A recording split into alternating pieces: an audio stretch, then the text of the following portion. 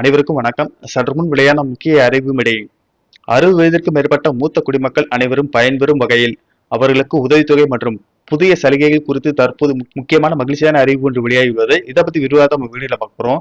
வீடியோவை கடைசி வரைக்கும் ஸ்கிப் பண்ணாம பாருங்க.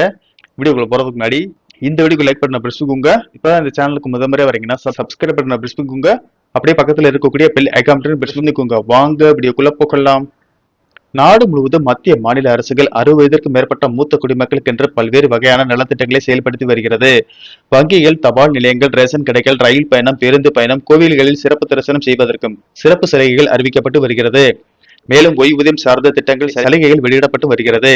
இந்த நிலையில் 60 வயது நிரம்பிய மூத்த குடிமக்களுக்கு மகிழ்ச்சியான அறிவிப்பு ஒன்று வெளியாகியுள்ளது. அதன்படி சென்னையில் மூத்த குடிமக்களுக்கான இலவச பேருந்து பயண திட்டத்தின் கீழ் இந்த ஆண்டின் 2ஆம் பாதிக்கான பயண டோக்கன்களை வழங்க மாநகர் போக்குவரத்து கழகம் ஏற்பாடுகளை மேற்கொண்டுள்ளது.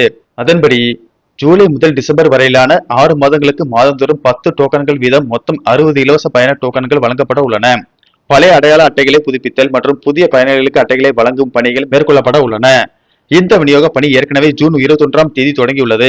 இதற்காக சென்னை முழுவதும் அமைக்கப்பட்டுள்ள 39 மையங்களில் ஜூலை 31ஆம் தேதி வரை தினமும் காலை 8 மணி முதல் இரவு 7:30 மணி வரை விடுமுறை இன்றி சேவை வழங்கப்படும். பின்னர் ஆகஸ்ட் 1ஆம் தேதி முதல் டிசம்பர் 20ஆம் தேதி வரை சம்பந்தப்பட்ட பணிமனை அலுவலகங்களில் அலுவலக நாட்கள் மற்றும் நேரங்களில் டோக்கன்கள் வழங்கப்படும் என தெரிவிக்கப்பட்டுள்ளது. அடுத்த அறிவிப்பாக தமிழகத்தில் ரேஷன் கடைகளில் தாய்மானவர் திட்டத்தை 60 வயதில் இருந்து விரிவாக்கம் செய்ய அரசு திட்டமிட்டுள்ளதாக தகவல் வெளியாகியுள்ளது.